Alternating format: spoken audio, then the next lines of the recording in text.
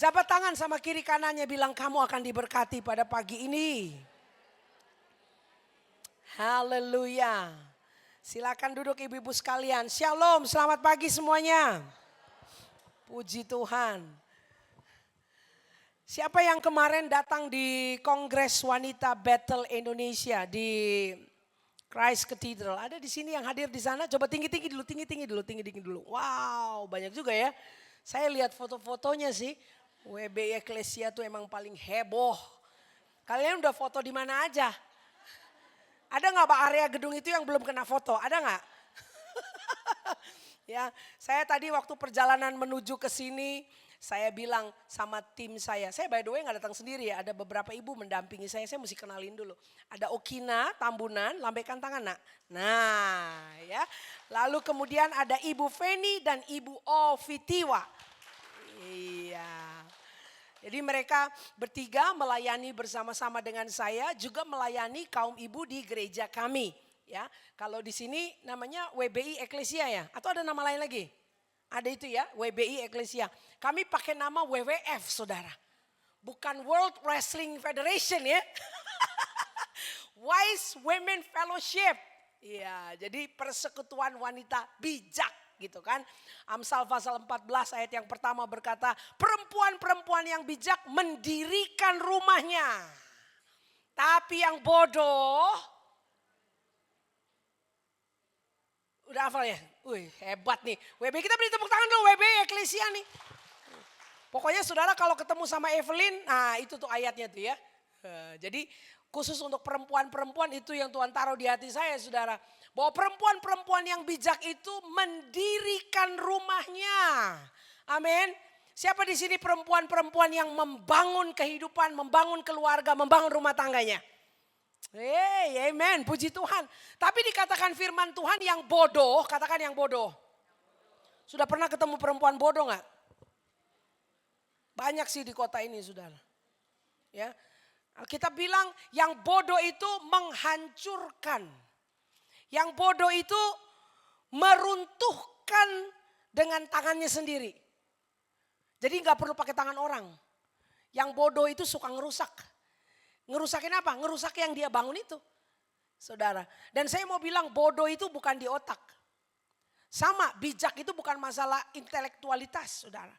Bijak dan bodoh itu bukan mengenai Anda bisa sekolah SD, SMP, SMA, S1, S2, S3.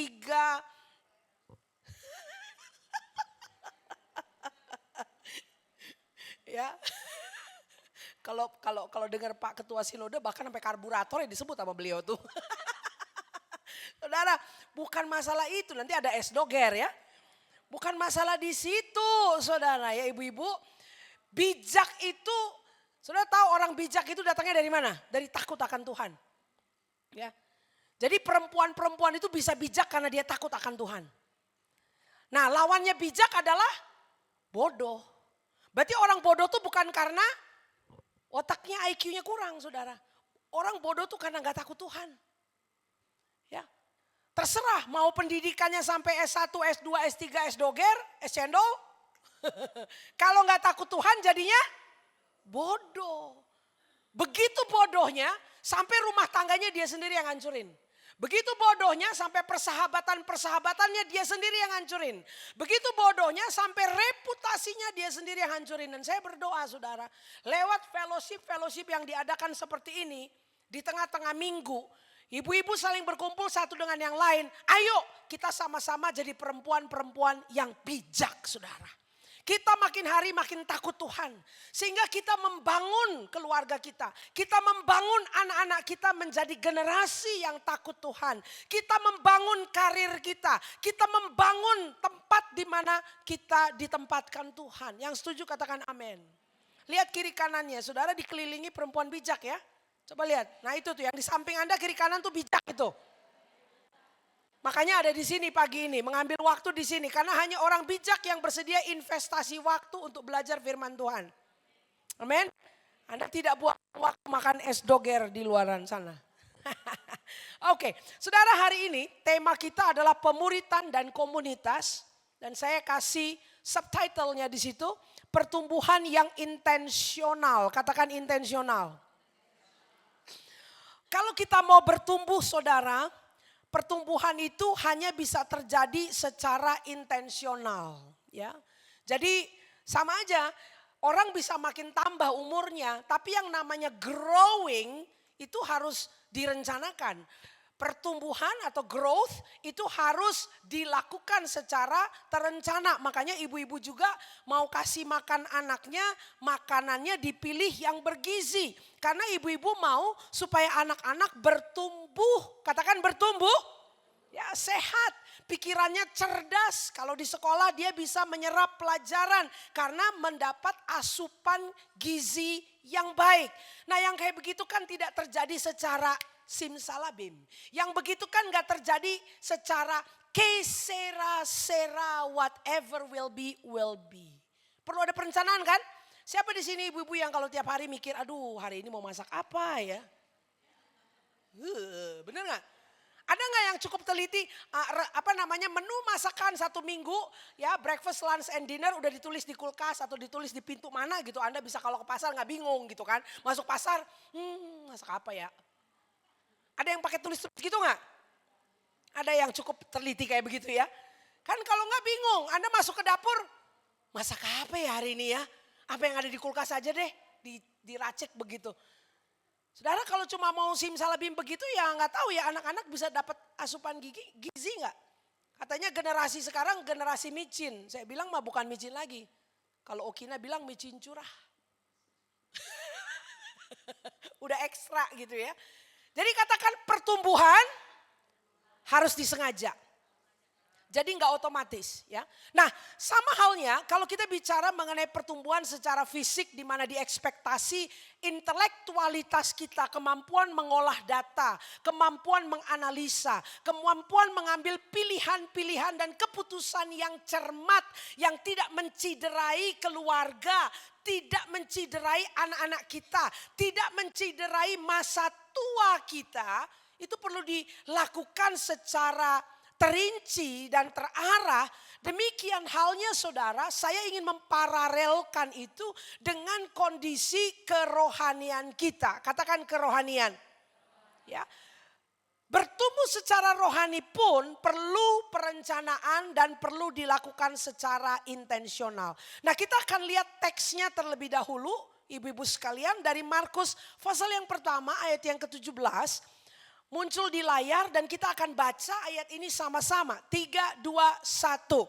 Yesus berkata kepada mereka, mari ikutlah aku dan kamu akan kujadikan penjala manusia. Dalam bahasa Inggris dikatakan, then Jesus said to them, follow me and I will make you to become fishers of men. Bahasa Indonesianya jelas, bahasa Inggrisnya saya suka utak-utik saudara. Dia bilang begini, pertama-tama ikutlah aku. Dan ini adalah suatu undangan agung. Saya tulis pakai bahasa Inggris, a grand invitation saudara. Ya. Ada orang bisa begitu bangga sekali waktu diundang untuk acara inaugurasi presiden. Atau menghadiri acara-acara kenegaraan. Menghadiri undangan rapat di kementerian. Saudara. Ada orang yang begitu berbangga hati karena itu undangan-undangan seperti itu resmi dan wow, di antara sekian orang kamu gitu loh dipilih. Ya kita bisa berbangga hati. Tapi saudara ada undangan yang jauh lebih spektakuler dari itu. Adalah pada saat Yesus Kristus, Tuhan di atas segala Tuhan, Raja di atas segala Raja, menunjuk kita dan berkata, come and follow me. Mari ikutlah aku, katakan mengikut Yesus. Dan mengikut Yesus ini adalah langkah awal, katakan langkah awal. Senggol kiri kanannya katakan itu langkah awal ya. Ya, saya berharap ibu-ibu semua punya pengalaman langkah awal ini. Ya, kalau belum ketemu sama tim ibu-ibu yang kece-kece di sini nih ya. Habis semuanya pakai baju pink, jadi gimana dia aku mau bedain ya. Saya dikatakan ada dress code, saya cari di lemari cuma ini satu-satunya pinknya saudara. Ya udahlah ya, tadi waktu disambut di depan bilang, waduh Bu Evelyn sama. Iya, saya deui, nah cuma ini satu doang. Saya suka biru saudara dalam segala macam gradasi warnanya. Jadi waktu dibilang pink saya agak kelimpungan. Ada loh nemu satu. Ya, nah anyway, kalau ada di antara ibu-ibu yang berkata, maksudnya apa itu ya ikut Yesus? Nah, ini mah mesti kita bereskan. Ibu-ibu ketemulah sama pengurus di sini. Saya juga gak keberatan nanti kalau udah kelar coba tanya Ibu Evelyn gimana tuh caranya? Karena saudara itu adalah titik awal. Undangan ini Tuhan berikan kepada semua orang. Ya, semua orang yang mau menerima. Yesus dengan luar biasa menyatakan cintanya yang besar kepada dunia yang terhilang ini 2000 tahun yang lalu. Berdarah-darah loh saudara. Dia cinta mati gila-gilaan. Waktu dia tergantung di atas kayu salib saudara. Orang bilang, masa sih Tuhan sayang saya? Masa sih Tuhan peduli saya? Kalau Tuhan sayang sama saya dong, saya gak diperlakukan begini. Saudara saya mau bilang, Tuhan sayang sama kamu. 2000 tahun yang lalu pembuktiannya nyata-nyata saudara. Dia tergantung di atas kayu salib berdarah-darah untuk menanggung segala penderitaan kita. Tadi Anda masih nyanyi tuh sesek tuh. Mau lagunya sesek tuh. Saya mau bilang kesesakan itu sudah dibereskan Yesus di atas kayu salib. Perkatakan itu buat dirimu. Anda tatap kayu salib itu. Anda berkata wow ada ya yang sayang saya segila-gila itu. Manusia belum bisa lakukan yang seperti itu buat kita saudara.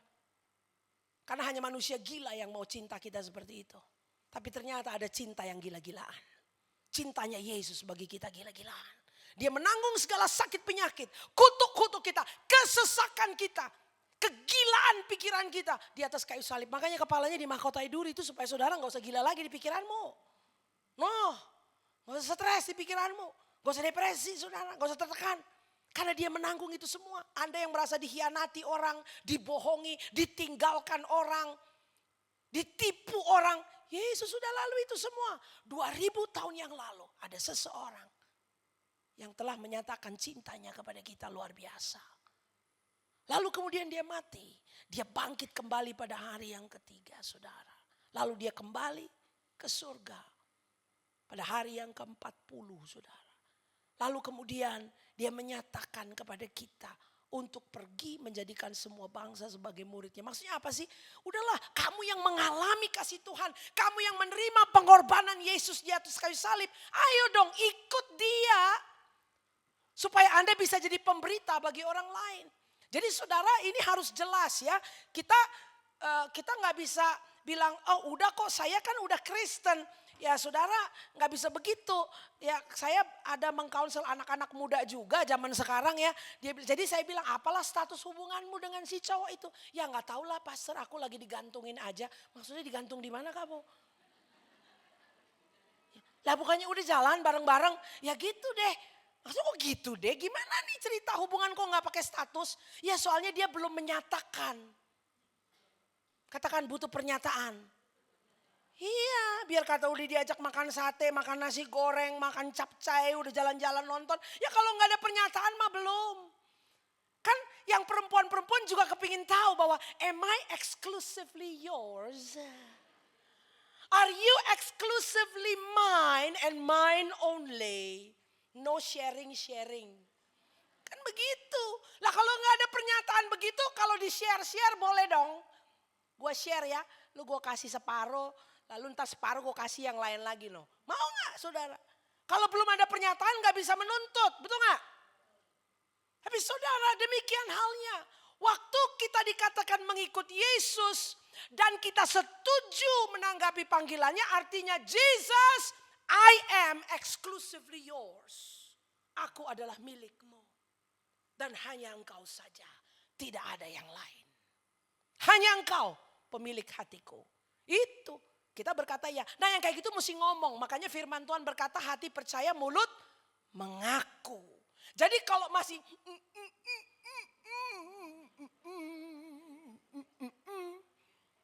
masih tutup-tutup aja gak bisa. Yesus bilang enak aja kan belum menyatakan you. Ya, katakan saya perlu menyatakan. Hidup dan mati dikuasai oleh lidah. Jadi ibu-ibu saya mau pastikan di tempat ini. Saudara bisa hadir di sini, tapi apakah Anda pengikut Yesus itu tergantung dari apakah mulut Anda, hatimu percaya, mulutmu pernah berkata, Jesus, aku padamu. Saudara ya, engkau Tuhanku, engkau juru selamatku. Engkau menangani kutuk-kutuk dan dosa itu. Aku mengikut engkau sepenuhnya, milikmu sepenuhnya. Itu mesti ngomong. Jadi nggak boleh yang amin. Senggol kiri kanannya bilang nggak bisa diem-dieman. Haleluya. Jadi kalau yang momen itu belum perlu ditangani ya. Jangan pulang hari ini kalau belum. Ya, kalau dia bingung itu maksudnya gimana? Gimana caranya? I pikir udah semua nih. Kalau belum gimana? Ketemu. Siapa di sini? Mana coba yang angkat tangan tuh yang cakep-cakep itu? Mana tuh orang-orang WBI Eklesia Pastoral timnya mana? Coba angkat tangan dong Bu. Nah, ini didatengin ya. Didatengin. Tadi maksudnya apa Bu Evelyn itu? Nah, soalnya itu akan menjadi starting point. Ikut aku. Ya. Lalu kemudian berikutnya dikatakan apa? Kamu akan kujadikan. Itu kalau bahasa Indonesia bilang kamu akan kujadikan. Bahasa Inggrisnya bagus. I will make you to become. Ini saya belah dua nih. Kalau bahasa Indonesia bilang kamu akan kujadikan. Bahasa Inggrisnya keren. I will make you. Katakan Tuhan akan menjadikan saya. Ya. Untuk menjadi. Jadi I will make you. Tuhan in charge. Tuhan langsung memegang Anda. Makanya dibilang bagaikan bejana siap dibentuk. Saudara, itu tukang itu tuh yang penjunan kalau kerja sama tanah liat dari jarak jauh atau dari jarak dekat? Berapa dekat? Dekat sekali, berapa dekat? Dia pegang saudara. Di tangannya. Itu gak pekerjaan jarak jauh. Bejana itu ada di tangannya. Gumpalan tanah liat itu di tangannya. Jadi waktu dikatakan I will make you. Oh, saudara bisa jamin Tuhan begitu dekat dengan Anda. Anda digenggam dalam tangannya. Katakan tangan Tuhan menopang saya. Tangan Tuhan membentuk saya. Karena saya gak bikin-bikin. Karena memang itulah analogi yang digunakan oleh Alkitab. Dia menggunakan analogi penjunan dengan tanah liat. Saudara. Jadi bukan pakai sinar laser dari jauh. Lain cerita ini. Ya. Ini langsung. Jadi Anda bisa lihat betapa keintiman yang begitu dekat. Jadi kalau saudara lagi susah tuh ya. Aduh, saya lagi beban berat. Ketahuilah, kamu susah, kamu beban berat. Tapi tangan kamu ada di tangan Tuhan. You are in his hand. Itu analoginya Alkitab tuh. I will make you. Tuhan terlibat, begitu erat, begitu dekat. Katakan intim. Dekat sekali tuh. Dan saudara tahu, karena keterlibatan Tuhan dalam hidup kita, dia katakan to become, untuk menjadi saudara. Pada saat Tuhan menangani kita, begitu intimate. Dan Anda tahu ya, kalau penjunan bekerja dengan tanah liatnya kan di tangannya kan. Berarti tanah liat itu penuh dengan sidik jarinya.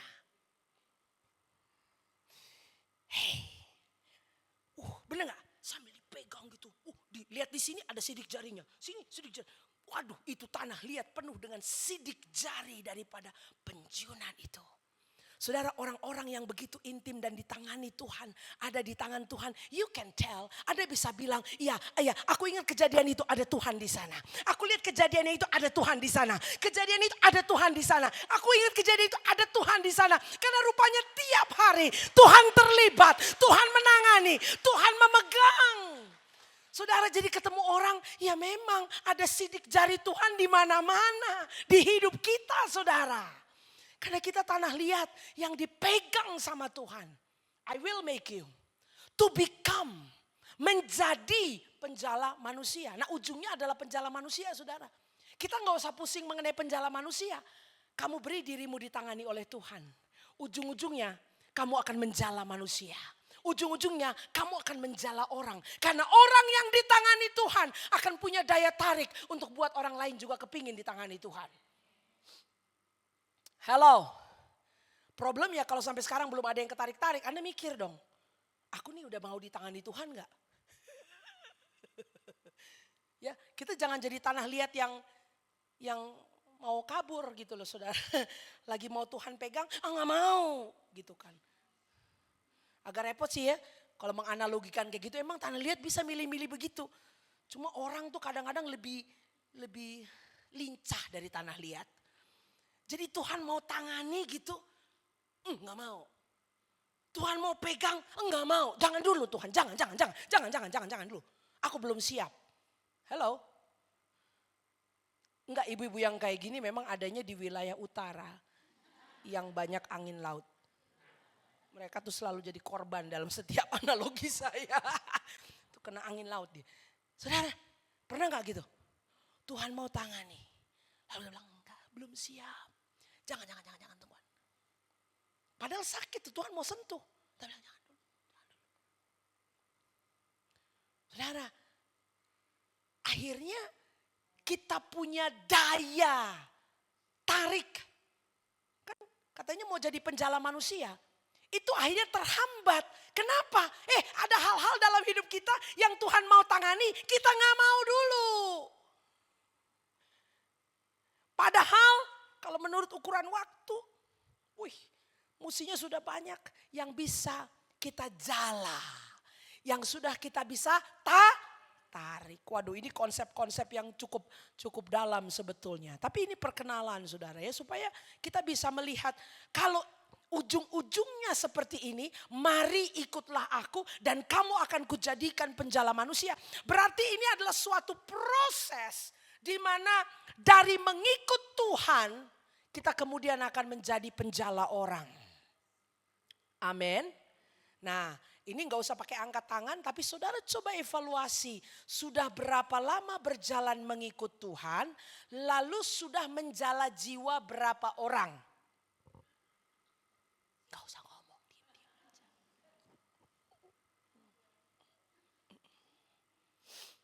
Ya kan, benar gak? Next slide. I will make you. Aku akan menjadikan kamu. The making of us takes place in our followership to Jesus. Jadi proses pembentukan diri kita itu terjadi lewat perjalanan kita mengiring Yesus atau mengikut Yesus. Jadi sambil kita mengikut Yesus, katakan sambil ikut Yesus, kita dibentuk. Kita diproses. Ya kan? Itu konsepnya saudara. By the way, busway itu konsepnya. Jadi makanya balik lagi ke pertanyaan pertama. Udah berapa lama ngikut Yesusnya? Saudara, saya ngomong-ngomong kayak gitu gak apa-apa deh. Saya buka kartu deh. Saya udah 32 tahun ikut Yesus. 32 years. Jadi ini yang berdiri di belakang mimbar ini adalah produk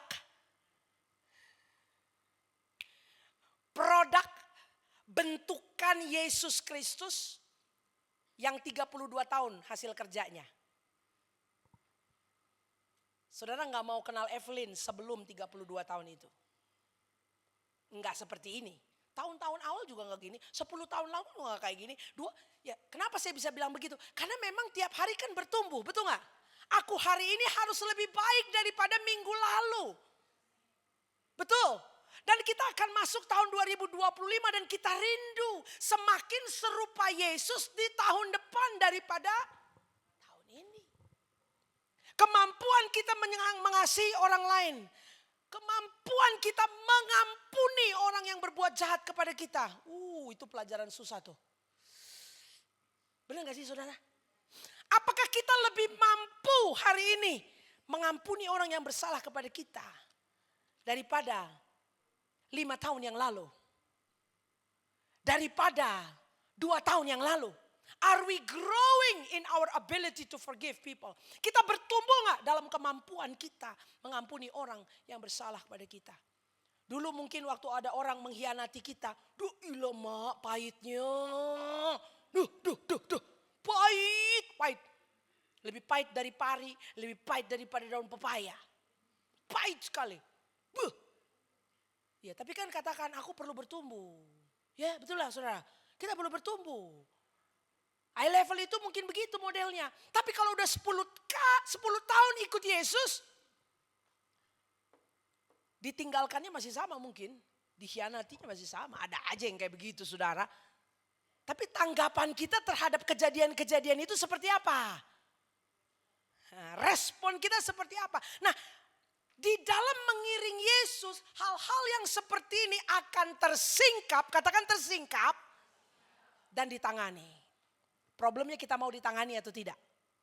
Ya, jadi sebetulnya benturan-benturan dengan orang lain itu adalah penyingkapan-penyingkapan dari area-area di hidup kita yang sedang perlu ditangani oleh penjunan agung, saudara. Yang kalau kita tidak berbentur sama orang lain gak ketahuan, saudara. Lu rasanya udah pakai bagus aja. Padahal ternyata ada area-area yang masih perlu dipoles. Katakan besi menajamkan besi. Bagaimana cara besi menajamkan besi? Harus gesek. Gesek berarti harus bersentuhan, betul? Makin digesek makin sip, makin digesek makin sip. Siapa orang mau digesek-gesek terus? Ya, akhirnya bilang gini, saya mah gak mau lah, saya gak mau ketemu dulu. No, saya gak mau ketemu dulu. Saya gak mau ada di grup itu. Kenapa? Karena gak mau digesek. Makanya banyak orang bilang, saya mau datang ibadah hari Minggu aja lah saya nih. Lalu siapa duduk di kiri, siapa duduk di depan, siapa duduk di kiri kanan, depan belakang. Dia gak tahu, pokoknya hanya aku dan Tuhan saja. Oh Tuhan, aku dan kau saja. Yang kayak gitu belum kena gesek. No. Dia juga gak tahu itu firman yang dikotbahin di mimbar apa dia bisa praktek atau enggak. Kalau mau kayak gitu mestinya kita belikan dia tiket one way aja saudara. Taruh di hutan Kalimantan. Suruh hidup lah sama cimpanse lah. Sana mungkin ada kera-kera orang hutan mana gitu. Sama itu juga kayaknya bakal bergesek juga. Tapi selama kita masih tinggal di masyarakat. Selama kita masih tinggal di keluarga kita. Gesekan itu pasti ada. Saudara gak menghindar-hindar gak mau digesek di gereja. Ntar juga di rumah juga digesek. Makin digesek makin sip. Katakan gesekan, menyingkapkan. Yes. Jadi ada yang mesti disingkapkan. Tapi penyingkapan itu adalah untuk pertumbuhan kita. Amin saudara. Next slide ini kita lihat. Apa sih yang katanya I will make you. So ada the making. Ya. Ini proses the making. Menjadikan. Ini proses menjadikan. Kita baca ayat ini sama-sama. 3, 2, 1. Sebab semua orang yang dipilihnya dari semula, mereka juga ditentukannya dari semula untuk menjadi serupa dengan gambaran anaknya. Supaya anaknya itu menjadi yang sulung di antara banyak saudara. Bapak ibu, ada bapak-bapak juga di sini ya, ada beberapa orang. Ini bapak ibu lah. Bapak ibu-ibu. Ibu-ibunya banyak. Kita lihat di sini. Bahwa kita sudah ditentukan dari sejak semula. Ini penentuannya sudah dari sejak semula sebelum Tuhan menjadikan kita saudara. Sudah ada penentuan. Ditentukan apa? Bahwa kita ini ditentukan untuk jadi serupa dengan gambaran anaknya. Jadi rupanya cuma satu kurikulumnya ya. Satu kurikulum ya saudara. Jadi waktu Anda berkata, ya saya mau ikut Yesus. Itu kayak kita udah sign up. Udah enroll. Enroll ke dalam sekolah kehidupan. Enroll dalam sekolah kekudusan. Enroll dalam pemuritannya Yesus Kristus saudara. Dan cuma ada satu kurikulum, katakan satu kurikulum. Enggak banyak-banyak saudara, cuma satu. Apa tuh kurikulumnya? Menjadi serupa dengan gambaran anaknya. Jadi saudara begitu engkau berkata, mengikut Yesus keputusanku. Waduh, dari mengikut Yesus sampai nanti garis finish cuma ada satu objek kurikulum sepanjang perjalanan. Apa itu? Menjadi semakin serupa dengan gambaran anaknya. Saya sudah ada di sekolah itu 32 tahun saudara. Dalam 32 tahun saya belajar dan ini belum kelar-kelar. Saya ingin bisa menyelesaikan sekolah kekudusan ini sampai garis akhir. Semakin serupa dengan Yesus Tuhan. Makanya tadi saya ada pelajaran berulang nih di hidup saya. Ditinggalkan orang. Tapi kali ini I learn better. I learn better. Tiap hari kita bisa belajar lebih baik. Bisa praktek lebih baik, saudara. I learn better. Saya bisa berkati. Saya bisa berkati. Saudara, setelah 32 tahun harusnya sih begitu ya. Kita gak bisa tetap tinggal, gak naik kelas terus gitu loh. Ngerti gak? Saudara pernah rasa, nggak pernah kayak di sini kan pinter-pinter ya, itu mestinya ada di golongan yang lain tuh. Yang sekolah tuh nggak naik kelas, aja nggak naik kelas, umurnya makin tua tapi dia nggak naik kelas terus. Iya, dalam segala macam pelajaran merah terus rapotnya. Bayangkan seperti itu, kita pakai analogi itu saudara. Jadi waktu kita mengikut Yesus, pertanyaannya hari ini kamu semakin serupa Yesus nggak? Hari ini kamu semakin serupa gak dalam pikiran, perbuatan, dalam perkataan-perkataan. Ada lagu lama itu yang saya suka nyanyikan di mana-mana tuh. Menjadi seperti kau Yesus, menjadi seperti kau Yesus. Di dalam perkataan, pikiran, perbuatan. Perkataan, pikiran, perbuatan. Makin hari, makin serupa Yesus. Aku sudah di sekolah itu 32 tahun. Belum selesai. Tapi ada orang-orang saudara di sekitar saya yang bisa menilai. Evelyn hari ini lebih baik gak dari 2 tahun yang lalu. Dari 1 tahun yang lalu. Makanya kita memang perlu punya orang-orang di sekitar kita. Mereka bisa lihat. Ya. Kalau mereka bilang, lu mah sama aja lu. Mah sama aja modelnya, tersinggung melulu. No, lihat no. Nah, lihat kan, begitu konflik melarikan diri. Lu mah sama aja lu. Sama si A lu melarikan diri, si B lu melarikan diri, si C lu melari. Lu lari terus. Nah, ayo. Senggol kiri kanannya, katakan perlu lulus. Ayo naik kelas. Naik kelas. Ya makanya saudara kita gak mau dong tinggal kelas terus. Saudara mau tinggal kelas terus? Uang sekolahnya mahal saudara. Anda bilang masa emang ada bayar uang sekolah Bu Evelyn? Ada dong. Tahu uang sekolah kehidupan itu apa? Waktu. Bukan duit. Waktu. Dan waktu itu tidak berulang kembali. Kita bisa makin tua. Rambut bisa jadi makin memutih. Ini belum saya kasih highlight lagi nih rambut saya ini. Karena udah, saudara kalau di highlight kan bagus ya, yang putih-putih gak kelihatan. Saya kalau duduk sama yang muda-muda tuh mereka suka duduk lalu kepalanya suka naik-naik mereka. Nah pastor, tuh dia tuh gue lihat tuh 1, 2 bisa kayak gitu loh. Ih saudara saya nih memang mengalami. Jadi saya suka akalin, saya kasih highlight gitu kan. Tapi ini belum di highlight lagi saudara. Jadi kalau saudara duduk deket saya bisa mungkin lihat, udah ada tuh putih-putih. Rambut kita bisa memutih. Tapi semakin serupa Yesus enggak? Ada orang bilang makin tua makin jadi. Tua-tua keladi katanya. Makin tua dia makin jadi. Jadi apa? Ya, mau makin tua mau makin jadi apa? Mestinya jadi semakin serupa Yesus. Bukan jadi tua keladi sudah makin centil. Kayak puber kedua, puber ketiga, puber keempat. Puber melulu gak habis-habis saudara. Makin centil aja dia makin tua juga makin centil aja. Gitu. Jangan, kita mau jadi semakin serupa Yesus. Jadi katakan ini satu kurikulum. Ya, ibu-ibu sekalian. Jadi Anda ngerti bahwa di dalam perjalanan mengiring Yesus Anda hanya perlu menjadi serupa Yesus. Dan itulah yang akan Tuhan kerjakan. Nah kita lihat prosesnya saudara. Saya hadirkan grafik berikut ini, gambar berikut ini. Coba lihat next.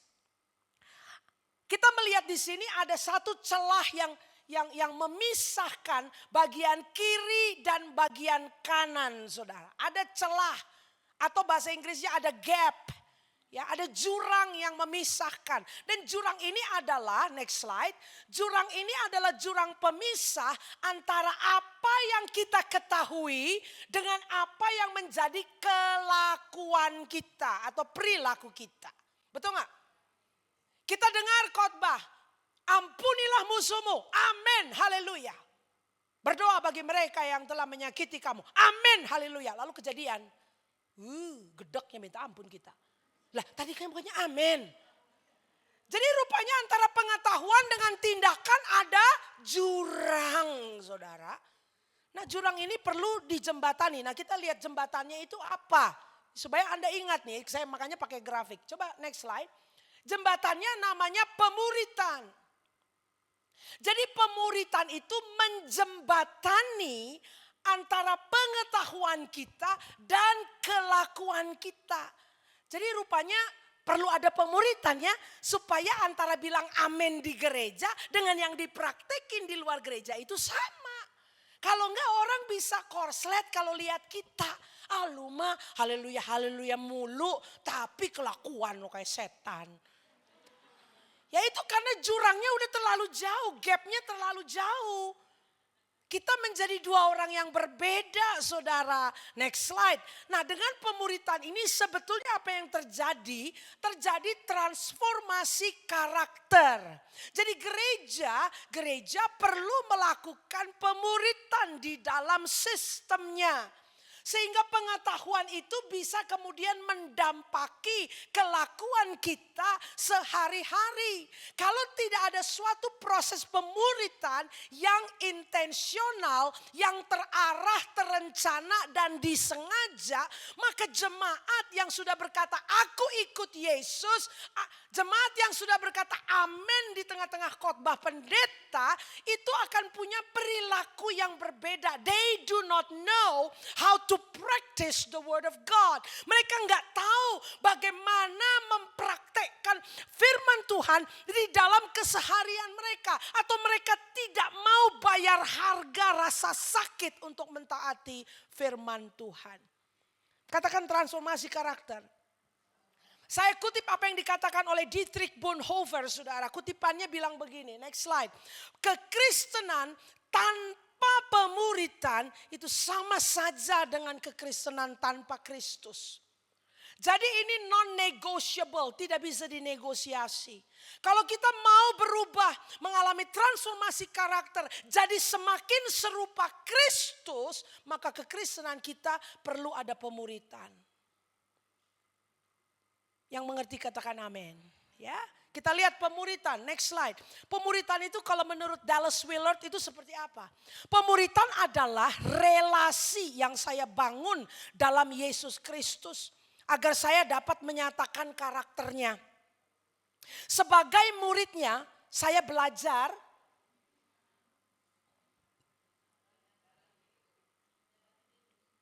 Kenapa? Kita ulang ya, kita lihat pemuritan adalah relasi yang saya bangun dalam Yesus Kristus agar saya dapat menyatakan karakternya. Sebagai muridnya saya belajar cara menjalani hidup di kerajaan Allah sebagaimana dia jalani apabila dia menjadi saya dan sewajarnya perilaku saya kemudian diubahkan. Makin lama saya makin terbiasa dan dengan mudah melakukan hal-hal yang dia katakan dan jalankan. Jadi makin terbiasa. Sehingga bagaimana cara hidup Yesus menjadi juga cara hidup saya. Saya terbiasa, gak usah pakai mikir 2 kali lipat. Nah ini pertumbuhannya saudara. Kalau dibilang kamu mesti ngampuni. Kadang-kadang ada orang butuh 1 tahun 2 tahun untuk bisa ngampuni. Doi lama ya. Iya kan? Ada loh, ada yang 5 tahun, ada 10 tahun. Tapi kan akhirnya mengampuni juga, iya gak apa-apa, satu fase begitu. Oke, kalau kemudian terjadi yang kedua kali, bisa lebih cepat gak dari 10 tahun? Kalau kemudian yang terjadi kedua kali 15 tahun, waduh kamu mah turun kelas itu namanya. Jadi Anda lebih cepat, lebih terbiasa sebagaimana Tuhan Yesus menghidupinya. Anda paham ini ya? Nah, next slide. Jadi ibu-ibu sekalian, tidak mungkin bagi kita untuk mengikut Yesus tanpa kerinduan untuk menjadi serupa dengannya. Nah sekarang kita lihat pemuritan dan komunitas. Ini adalah suatu dinamika pemuritan yang intensional. Saya berikan catatan seperti ini. Next slide. Pemuritan tidak terjadi secara kebetulan. Hello. Ya ibu-ibu gak ada yang kebetulan. Katakan gak ada kebetulan. Bukan magic. Bukan sulap. Pemuritan itu gak kebetulan. Itu terencana.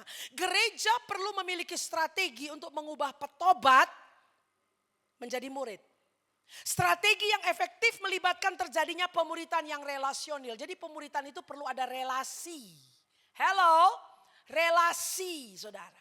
Perlu ada kenal.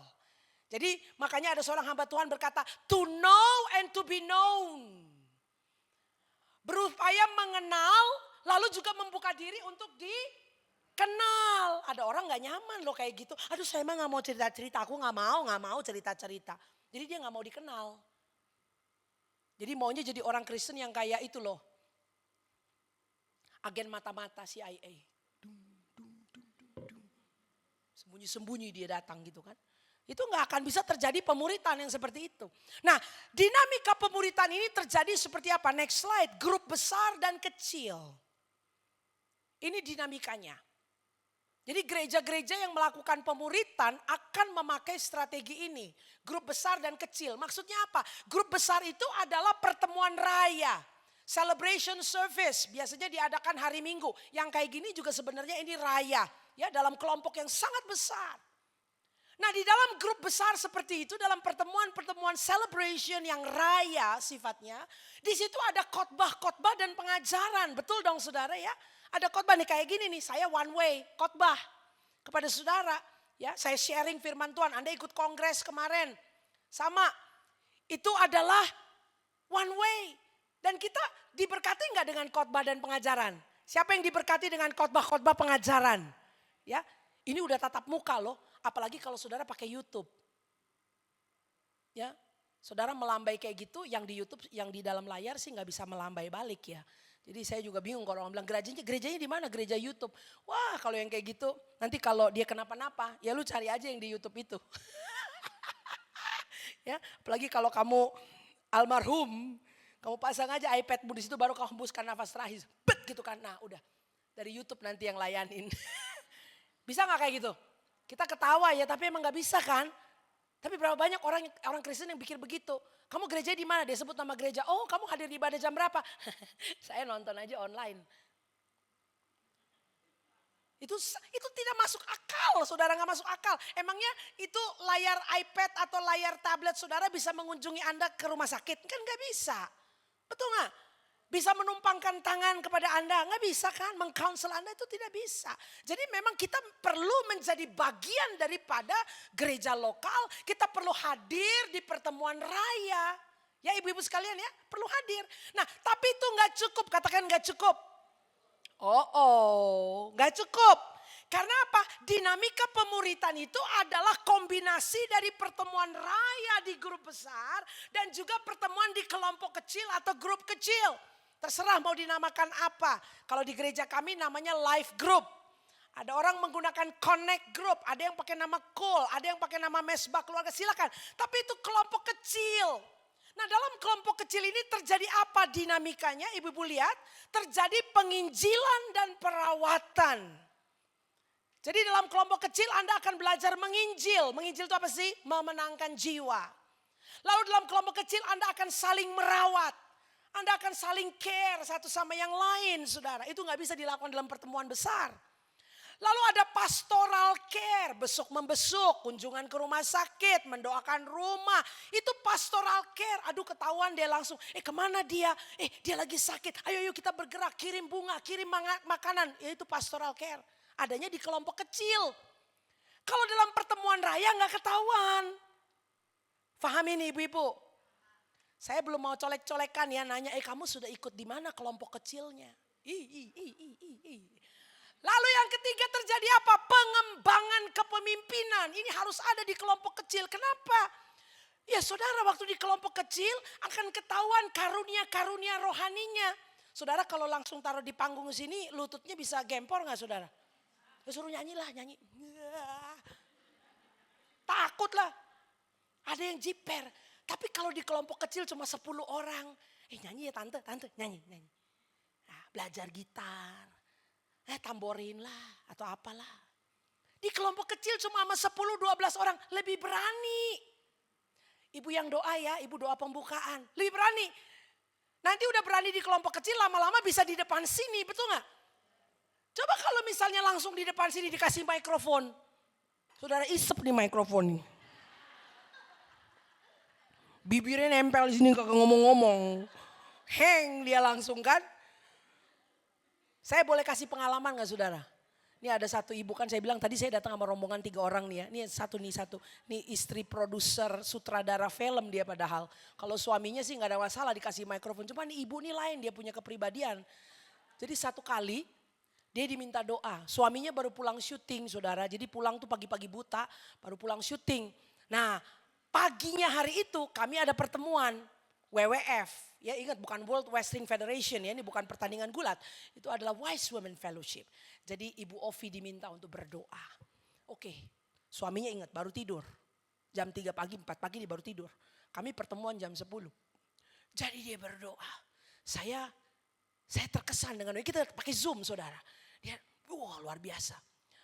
Lalu pas ujung-ujung doa, selesai dia doa gitu, langsung dia bilang oke, nah sekarang ibu-ibu jadi kita akan menaikkan satu pujian. Dia gak ada bilang amin.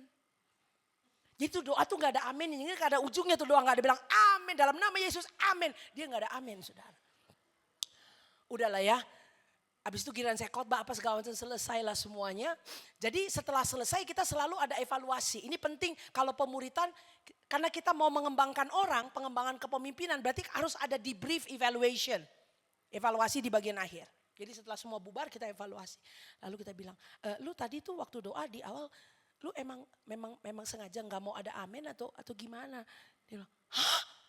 Nggak ada amin ya? Nah waktu dia, hah? Ya aku nggak ada amin. Dia kan syok.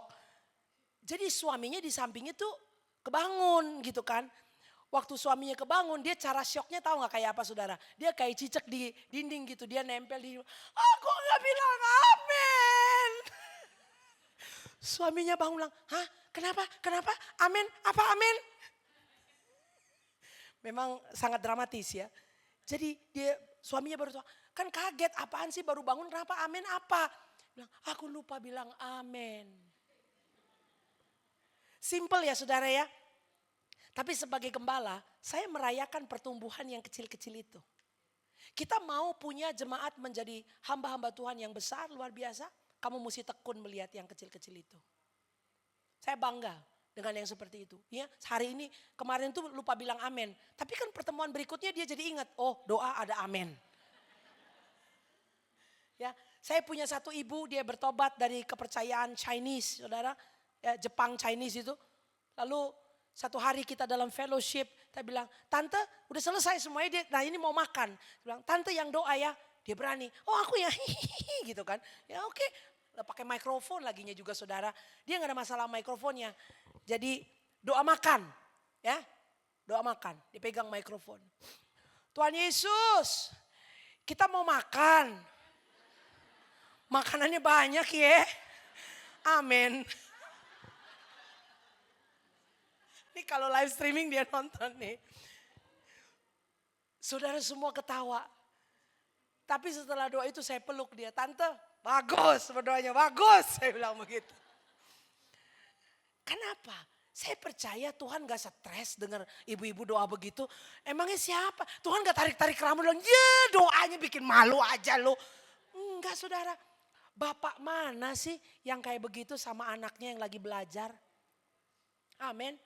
Saya bangga. Itu tahun lalu.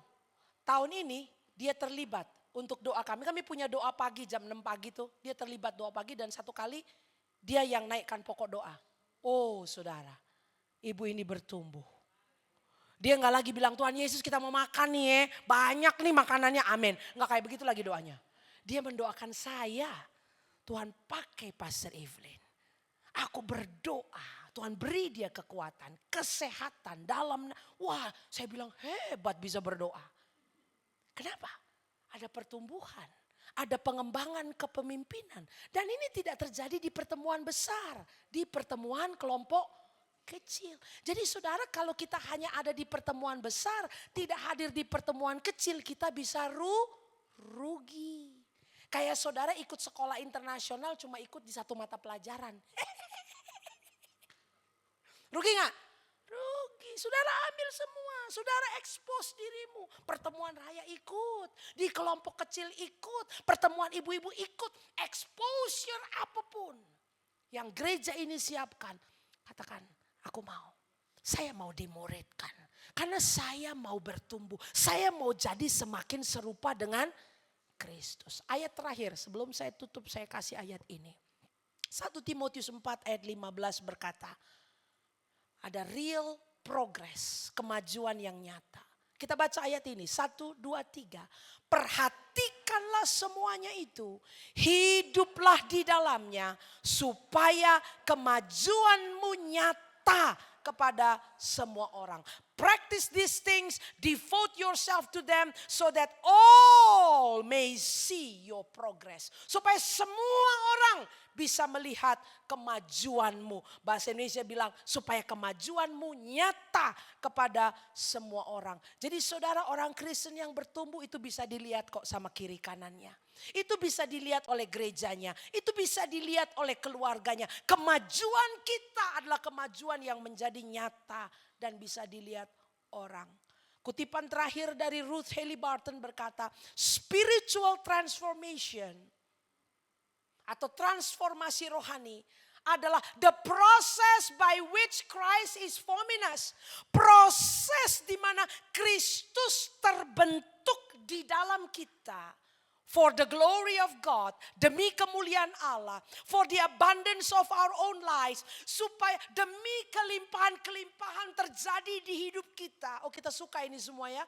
Tuhan dipermuliakan, hidup kita berlimpah-limpah. Tapi gak berhenti di situ. Bagian terakhir, for the sake of others. Waktu ibu-ibu sekalian bertumbuh, waktu karaktermu diubahkan, Anda akan jadi berkat bagi orang lain. Yes, nama Tuhan dipermuliakan. Yes, Anda mengalami berkat pribadi. Anda diberkati pribadi. Anda mengalami kelimpahan Tuhan. Tapi saudara, tidak hanya berhenti di situ. Orang yang tinggal bersama Anda, orang yang melayani dengan Anda, orang yang bekerja dengan Anda, orang yang jadi tetangga rumahmu, mereka akan menikmati juga berkat Tuhan. Karena perubahanmu akan bisa dinikmati mereka. For the sake of others. Jadi saudara, di akhirnya hari ini coba pertimbangkan. Kalau Anda belum ikut di kelompok kecil, Anda ikut di kelompok kecil. Kalau Anda kenal kawan-kawan yang sudah ikut di ibadah raya, tapi belum gabung di kelompok kecil, Anda kontak mereka hari ini. Bilang, aduh lu mah rugi banget.